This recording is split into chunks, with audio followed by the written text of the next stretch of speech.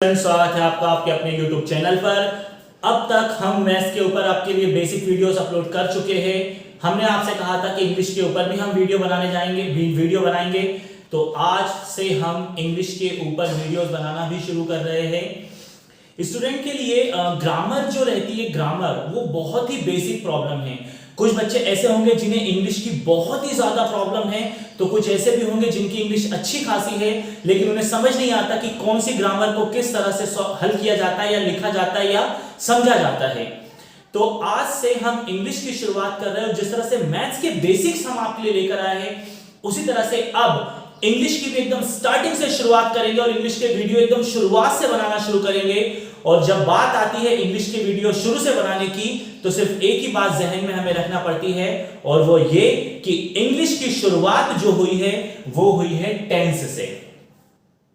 अगर इंग्लिश की ग्रामर समझना हो, इंग्लिश के बारे में इंग्लिश बोलना हो, लिखना हो, पढ़ना हो, कुछ भी करना हो, इंग्लिश का जो एक बेसिक कॉन्सेप्ट है वो है टेंस।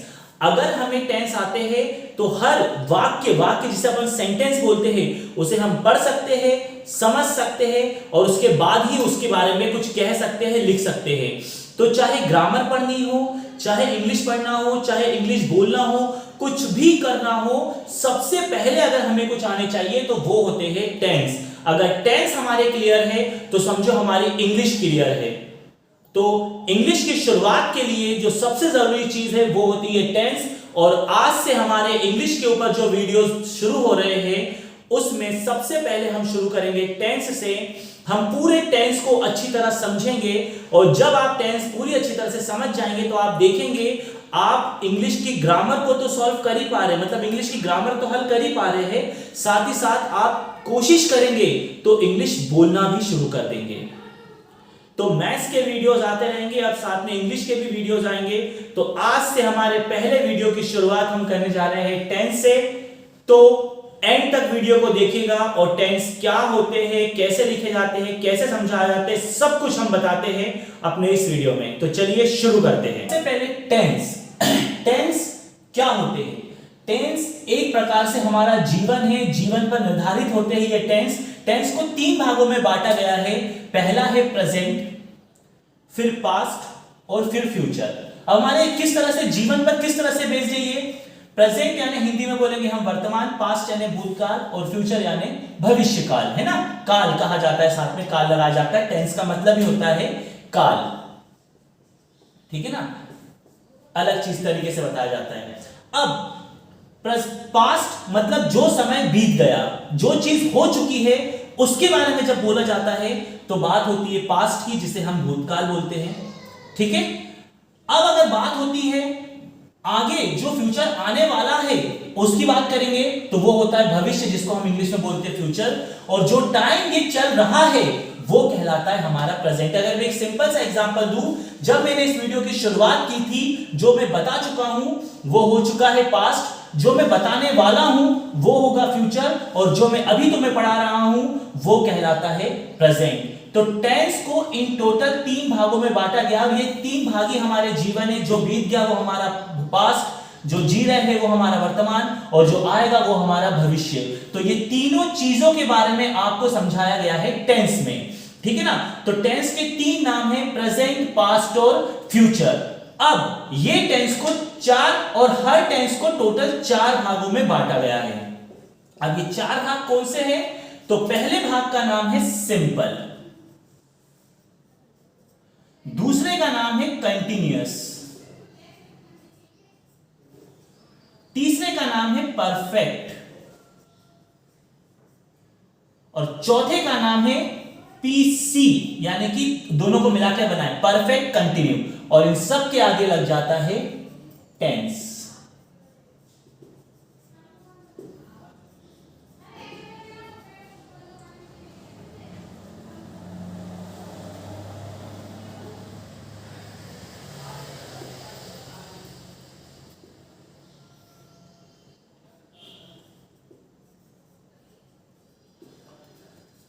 तो सबसे पहले जो टेंस होते हैं वो तीन भागों में बटे हैं, प्रेजेंट, पास्ट और फ्यूचर, और हर टेंस को 4 भागों में पढ़ाया जाता है। पहला होता है सिंपल टेंस, दूसरा होता है कंटिन्यू टेंस, तीसरा होता है परफेक्ट टेंस, और चौथा होता है, दोनों को मिला के बनता है परफेक्ट कंटिन्यू टेंस। जैसे मैं बात, अगर हम तुम्हें प्रेजेंट पढ़ाएंगे तो प्रेजेंट का ये चारों टॉपिक हमें पढ़ना पड़ेंगे। Present simple, present continue, present perfect, present perfect continue. PC मतलब परफेक्ट कंटिन्यू, दोनों को मिलकर बनता है। पास्ट पढ़ेंगे तो पास्ट के दोनों पढ़ेंगे, past simple, past continue, past perfect और पास्ट परफेक्ट कंटिन्यू। उसी तरह से जब फ्यूचर पढ़ेंगे तो future simple, future continuous, future perfect और फ्यूचर परफेक्ट कंटिन्यू टेंस। ये चारों टॉपिक हमें पढ़ना पड़ेंगे, ठीक है ना। तो टोटल टेंस 3 और हर टेंस के टोटल होते हैं 4 भाग, यानी तीनों टेंस के अगर भागों को मिला दिया जाए तो टोटल हमें 12 चीजें पढ़नी पड़ेगी। अब ये simple, continue, perfect, perfect continue क्या है, ये जब एक एक करके तुम्हें बताएंगे तो तुम्हें आराम से समझ में आ जाएगा कि ये 4 भाग क्या है। फिलहाल आपको ध्यान रखना है कि टेंस होते हैं 3 टाइप के, प्रेजेंट, पास्ट और फ्यूचर, और इन टेंसों को बांटा गया है 4 भागों में। तो जिस भी टेंस को हम पढ़ेंगे उसके ये चारों भाग हमें पढ़ना है।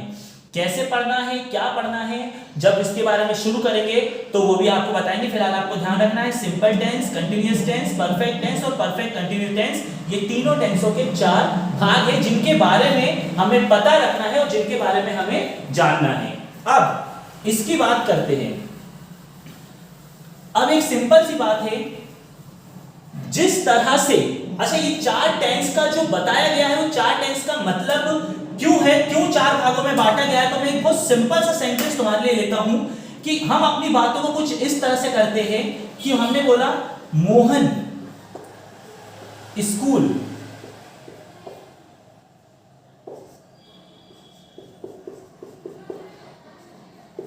जाता है। मोहन स्कूल जाता है,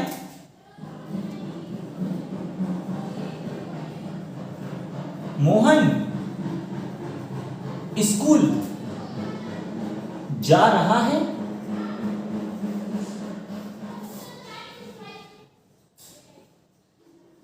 मोहन स्कूल जा चुका है, और चौथा, मोहन स्कूल 5 बजे जा रहा है। तो हम जो इंग्लिश बोलते हैं ना, और या जो हम इंग्लिश पढ़ते हैं, वो हर टेंस के, आपको ये से मेरे प्रेजेंट की बात करी है, हम एक सेंटेंस को इन 4 तरीके से बोला जाता है।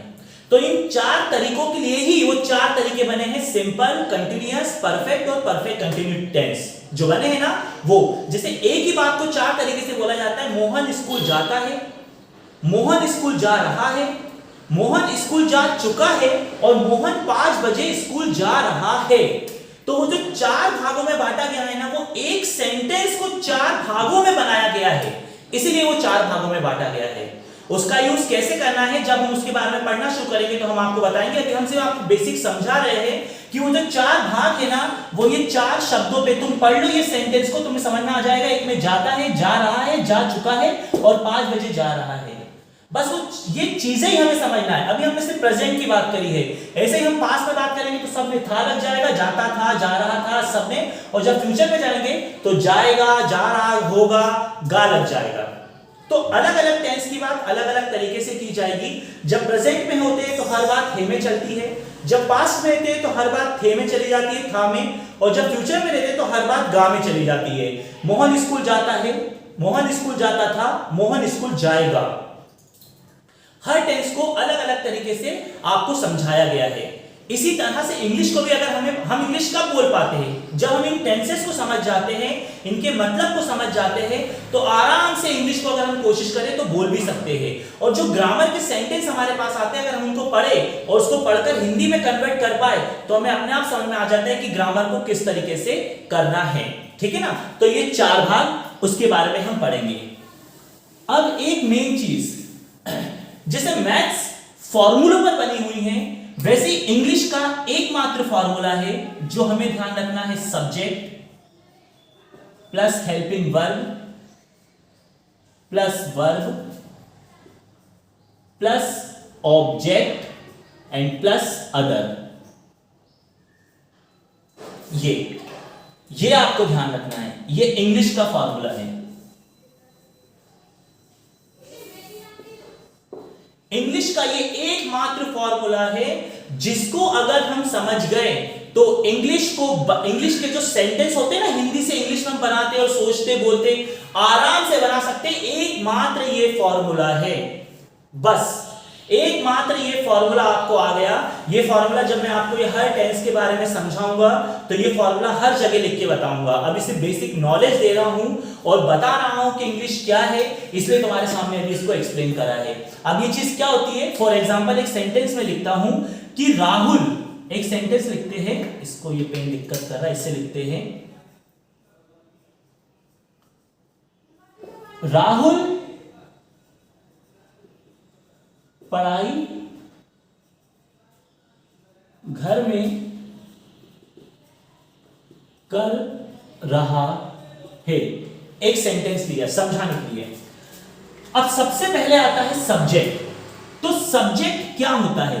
सब्जेक्ट होता है जो बात कर रहा है, जो कोई काम कर रहा है, जो खुद से, जैसे मैं तुम्हें पढ़ा रहा हूं तो मैं सब्जेक्ट हूं, और तुम पढ़ रहे हो तो तुम, मैं तुम्हें पढ़ा रहा हूं तो इस समय सब्जेक्ट मैं हूं। जो काम खुद करता है वो सब्जेक्ट होता है। तो पढ़ाई कौन कर रहा है? राहुल। तो सब्जेक्ट हो गया हमारा राहुल। ठीक है, ये सब्जेक्ट हो गया। हेल्पिंग वर्ब क्या है समझाता हूं। अब आती है वर्ब। वर्ब होती है, हिंदी में इसको क्रिया बोलते हैं। क्रिया यानी जो काम होता हुआ नजर आ रहा है हमें। तो राहुल क्या कर रहा है? पढ़ाई। तो ये हो गई वर्ब। राहुल क्या कर रहा है? पढ़ाई कर रहा है ना, तो ये हो गई वर्ब। अब आता है ऑब्जेक्ट। ऑब्जेक्ट किसके लिए कर रहा है? ठीक है ना, तो राहुल पढ़ाई कर रहा है, कहां पे कर रहा है? घर पे। तो ये हो गया ऑब्जेक्ट। कहां पे कर रहा है पढ़ाई? घर पे। और अदर, इसके इन तीनों के बाद जो बच जाए वो सेंटेंस पहुंच जाता है अदर में। तो जो काम कर रहा है वो सब्जेक्ट, काम होता जो दिख रहा है वो वर्ब, और जहां जिसके लिए कर रहे हैं वो ऑब्जेक्ट। अब इसमें जो चौथा नहीं नजर आ रहा है तुम्हें बीच का, हेल्पिंग वर्ब, इसका नाम ही है हेल्पिंग वर्ब, हिंदी में सहायक क्रिया। ये मदद करने के लिए है। तो ये सेंटेंस के अंदर नहीं होता है, जो वाक्य तुम्हें दिया जाता है ये उसके अंदर नहीं होता है।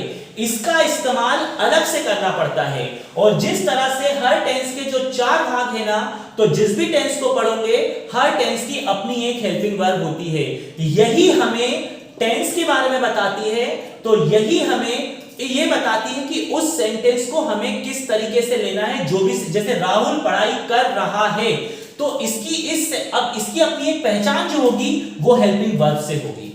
आपको जब हेल्पिंग वर्ब समझ में आ जाएगी तो आप अपने आप इस्तेमाल कर पाओगे, अपने आप ये समझ पाओगे कि ये टेंस को आप, इस सेंटेंस को आपको, इस वाक्य को आपको इंग्लिश में कैसे बनाना है। और ये नॉर्मल वर्ड तो है, जब ही हमें आ गया तो जब हम इसको बना पाएंगे, जब हम ये सीख जाएंगे तो इंग्लिश में खुद ही तो बोल पाएंगे, इंग्लिश में खुद ही सेंटेंस को बना पाएंगे।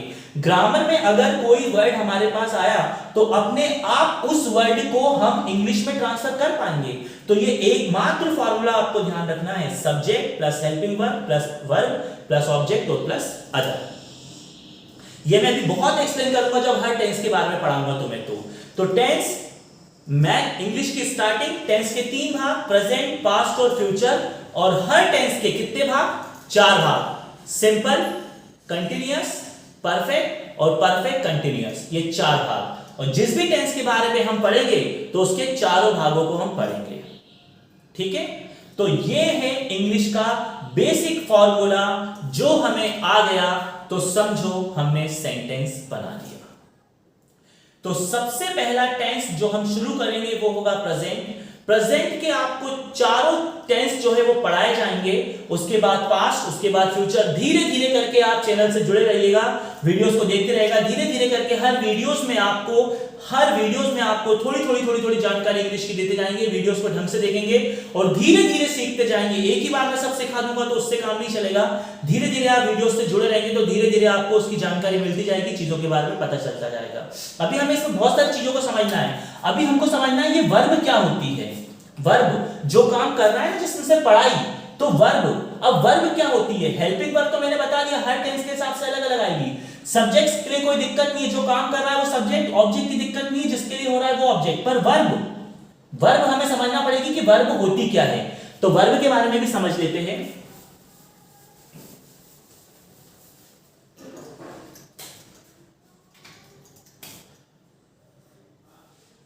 तो वर्ब को हिंदी में बोलते हैं क्रिया। ठीक है, क्रिया। अब जैसे पहला, और इसके ध्यान रखना 3 भाग होते हैं, फर्स्ट, सेकंड और थर्ड। 3 भाग होते हैं इसके, तीनों तरीके से। जैसे हमने पहले तुमसे बोला गो, तो गो का मतलब होता है जाना, ये वर्ब है, अलग अलग तरीके से यूज होता है। अब गो का सेकंड फॉर्म होगा वेंट, और गो का थर्ड फॉर्म होगा गॉन। गो, वेंट, गॉन। चलो पहला कैपिटल लिख देता हूं, गो, वेंट, गॉन। ठीक है, कैसे यूज करना ये मैं बताऊंगा, पर ये तो मैं ध्यान रखना पड़ेगा। जैसे गो, मैंने बोला जाता है, तो गो मतलब जाता, जाना, ये सब एक ही में आ गया, गो। ठीक है ना, गो यानी जाना। अब सेकंड वर्ड की अगर हम बात करें, तो सेकंड वर्ड हो जाता है हमारा कम। तो कम मतलब होता है आना, तो कम, कैम, कम, कम, कैम, कम। ये जो वर्ब होती है ना, ये तीनों चीजें यूज होती है। कैसे यूज होगी वो जब सेंटेंस पढ़ोगे तब समझ में आएगा। फिलहाल आपको ध्यान रखना है, जो वर्ब यानी सहायक क्रिया होती है ना, इनके हिंदी मीनिंग आपको याद रखने पड़ेंगे। इसका मैं एक पूरा काफी सारे एक वीडियो बनाऊंगा मैं, जिसमें काफी सारी आपको वर्ब के बारे में बताऊंगा, उसके बारे में लिख के आपको बताऊंगा। फिलहाल अभी ध्यान रखिए, जैसे गो मतलब होता है जाना, कम मतलब होता है आना, ईट मतलब होता है खाना, जैसे अपन खाना खाते हैं ना, ईट, तो इसका मतलब होता है खाना। तो ईट, एट, ईटन होता है ना, ईट, एट, ईटन, इसके 3 फॉर्म होते हैं, ईटन, ईट, एट, ईटन, अलग अलग तरीके से इसके 3 फॉर्म होंगे। तो जब वो चीज ईट, एट, ईटन, ठीक है, ऐसे अलग अलग बहुत सारे फॉर्म है। अभी सिर्फ बेसिक बता रहा हूं, इसलिए सारे लिखवा नहीं रहा हूं। जब मैं इसका अलग से एक वीडियो बना के दूंगा, जहां पर मैं बहुत सारी जो वर्ब होती है उसके बारे में तुम्हें बताऊंगा, उसकी बहुत सारी वर्ब मैं लिख के बताऊंगा।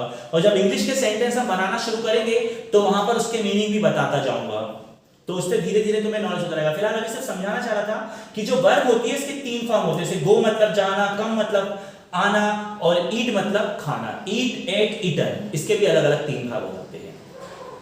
ठीक है ना, तो इस तरह से अपने पास अलग अलग करके वर्ब की भी अलग अलग फॉर्म होगी।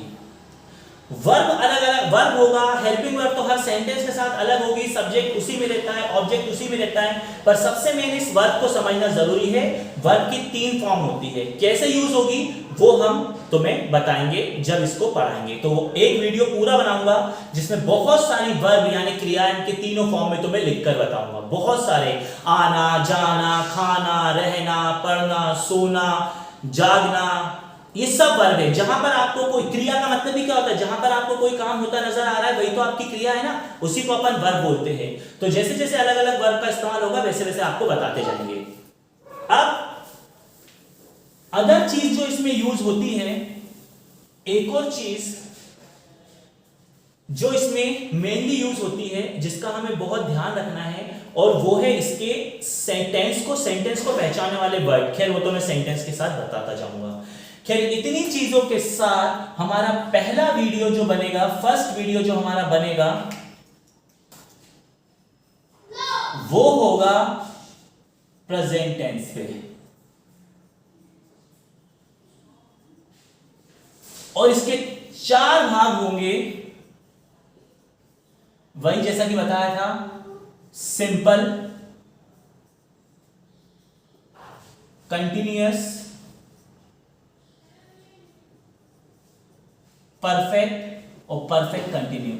तो ये चारों, पहला टेंस जिस पर हमारा वीडियो बनेगा वो होगा प्रेजेंट टेंस, और उसके ये 4 भाग होंगे, जिसमें सबसे पहला वीडियो हमारा बनेगा सिंपल पे, फिर कंटिन्यू, फिर परफेक्ट और फिर परफेक्ट कंटिन्यू। धीरे धीरे करके चैनल से जुड़े रहिए, एक एक वीडियो आपके पास आता रहेगा, आपको समझ आएगा कि ये क्या चीज है, इसमें क्या करना है, कैसे करना है। आज ही सब एक ही वीडियो में पढ़ा दूंगा तो सब खिचड़ी बन जाएगी, इसलिए धीरे धीरे करके इसके वीडियोस आते रहेंगे। आप चैनल से जुड़िए, चैनल को सब्सक्राइब कीजिए और इंग्लिश के बारे में समझिए। आपकी कोई जानकारी, कोई डाउट आपको हो तो वो कमेंट में लिखकर शेयर कीजिए। अब हमारे इसकी जब शुरुआत होगी तो अगला वीडियो हमारा प्रेजेंट टेंस से शुरू होगा, और जिसका पहला वीडियो बनेगा हमारा सिंपल टेंस। प्रेजेंट टेंस जिसका पहला भाग हम पढ़ रहे हैं सिंपल टेंस। अब ये सिंपल टेंस क्या होता है, सबसे पहले इसकी पहचान, कि इस तरह के पहचाने कैसे जाते हैं। तो इनकी पहचान होती है कि इनके आखिरी के वर्ड जो होते हैं वो उनमें ता, ती, ते इस तरह के शब्द होते हैं आखिरी में। जो इनके हिंदी के जो वर्ड होते हैं इनकी पहचान होती है प्रेजेंट सिंपल टेंस की कि इसके आखिरी के शब्दों में ता, ती, ते इस तरह के शब्द होते हैं। जैसे पहला हम शब्द लेते हैं, पहला शब्द हमने लिया कि मोहन स्कूल जाता है। तो देखो आखिरी में क्या है, ता है। तो हाँ, इन सब के साथ क्या लगा रहता है, सबके साथ है लगा रहता है। ता, ती, ते और आखिरी में लगा रहता है वर्ड जरूर होगा। यही बताता है कि हम प्रेजेंट टेंस के बारे में पढ़ रहे हैं। तो मोहन स्कूल जाता है, मोहन स्कूल जाता है।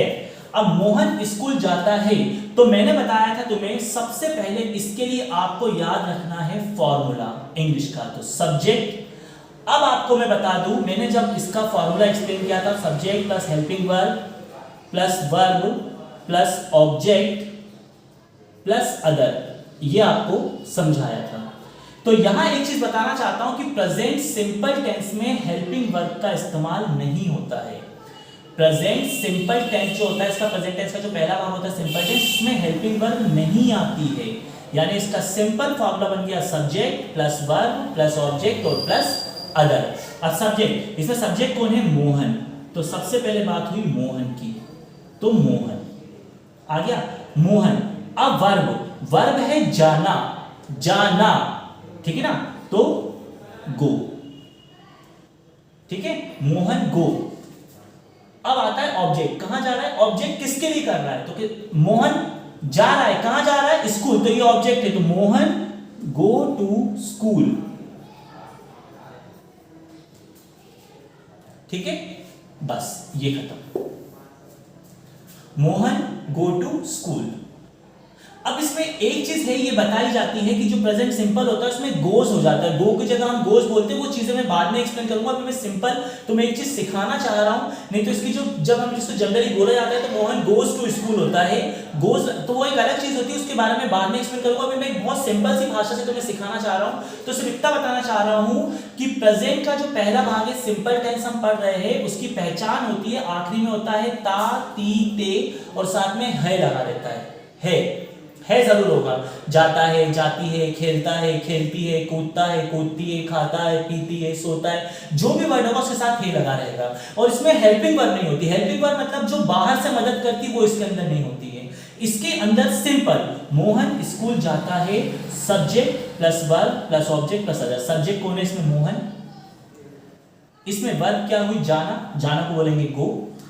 ऑब्जेक्ट कहां जा रहा है, स्कूल, बस मोहन गो टू स्कूल। और यहाँ पर गो टू स्कूल ही मोहन गोज स्कूल आ जाएगा। खैर इतनी चीजें अभी सिंपल, इतनी चीजों पर नहीं जाना है अभी मैं, इतनी चीजें अभी मैं सिर्फ जनरली एक बहुत सरल लैंग्वेज में, तुम्हें वैसे तो यहाँ गोज आना चाहिए, एक सरल लैंग्वेज में सिखाना जा रहा हूँ कि सेंटेंस बनाए कैसे जाते हैं, बनते कैसे, लिखे कैसे जाते हैं। Mohan go to school, Mohan goes to school, इस तरह से इसको बोला जा सकता है, ठीक है। एक सिंपल भाषा में अगर बोले तो सिंपल चीज हो जाती है, ठीक है ना। जैसे राम खाना खाता है, आ गया था। इसको मैं अब नहीं मिटाऊंगा, इसको ध्यान रख लो कि subject plus verb plus object plus other, ये इसमें हेल्पिंग वर्ब नहीं होती। तो सब्जेक्ट कौन है, राम। वर्ब क्या कर रहा है, खा रहा है, खाने को बोलते हैं ईट। राम ईट, क्या खाता है, खाना, खाने को बोलते हैं फूड। तो Ram eat food, full stop, हो गया, सिंपल, एकदम सिंपल। राम खाना हो जाए, खाना खाने को बोलते हैं ईट और खाना क्या हो जाता है, फूड, ठीक है। तो इसमें सबसे मेन जो है ना वो होती है वर्ब। आपको वर्ब जैसे खाना, जाना, रहना, सोना, जागना, ये बहुत सारी वर्ब है। तो इसके ऊपर एक सिंगल वीडियो में तुम्हें बना के दूंगा जहां पर बहुत सारी वर्ब होगी और वर्ब से तुम्हें इजीली पता चल जाएगा कि करना क्या है। सबसे पहले सब्जेक्ट आएगा, फिर वर्ब। जैसे वर्ब मतलब क्या, जहां पर आपको काम होता दिख रहा है। जैसे राम खाना खा रहा है, मतलब खाना खाता है, तो खाना ये वर्ब हो गई। और ऑब्जेक्ट क्या है, क्या खा रहा है वो, खाना, तो ये फूड हो गया। तो सेकंड नंबर पर जैसे खेलता है तो इसमें खेलना वर्ब होती है, सोता है तो सोना वर्ब होती है, रो रहा है या रोता है तो रोना वर्ब है, तो ये वर्ब कहलाती है। तो मैं कुछ वर्ब की आपको एक लिस्ट पर एक वीडियो बना के दूंगा जिसमें से वर्ब की जानकारी होगी, तो जो इससे आप इजीली समझ पाएंगे वर्ब की फॉर्म को। ठीक है, फिलहाल ये आपको एक सिंपल मैंने बेसिक लिया है कि प्रेजेंट टेंस का जो पहला भाग है सिंपल टेंस, उसकी पहचान क्या होती है, आखिरी में ता है, ती है, ते है मिलेगा। इसको भी हम तीन तरीके से पढ़ेंगे। कोई भी सेंटेंस कैसे बोला जाता है कि राम खाना खाता है, सवाल भी पूछा जाता है क्या राम खाना खाता है, जवाब भी दिया जाता है राम खाना नहीं खाता है।